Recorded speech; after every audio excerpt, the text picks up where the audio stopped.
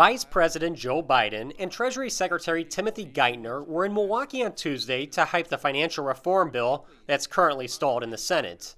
The vice president felt he was going out on a limb when he laid out his economic philosophy. And may put me a little out of the mainstream here.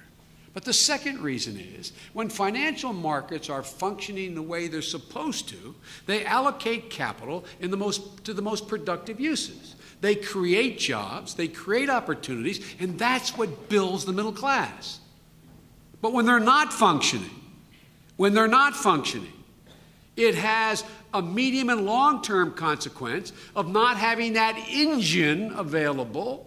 And we, Tim and I and Gwen, do not believe the government can or should perform that function to be the engine of economic growth.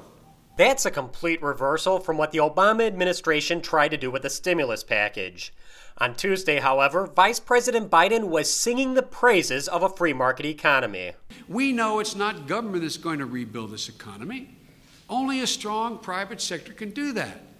As I said in the beginning, we have the strongest workforce, the best university system, the most robust venture capital environment, the most imaginative people in the entire world. That's not chauvinism, that's a fact. And we need to let them do their thing in a system that works for them, not against them. The free market is a pretty cool machine when it's working properly. There's been nothing like it. But it hasn't been working properly lately. We need to make it work again. We need to make some adjustments. While the vice president argued both for and against government intervention in free markets, Congresswoman Moore and Treasury Secretary Geithner knew exactly what they're after in the reform bill, and it does not involve a lot of trust in the free market.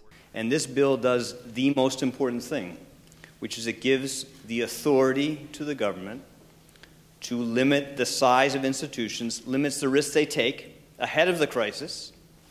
But if despite those constraints, these firms in the future manage themselves to the point where they can't survive without the government stepping in, then we will have the ability to, in effect, put them through bankruptcy, to dismember them, break them up, sell them off, without the taxpayer being exposed to loss, and without the risk that that fire jumps the fire break and goes and infects or hurts the basic financial stability of the rest of the system of businesses across the country. Congresswoman Moore says the government will be aggressive in performing these tasks.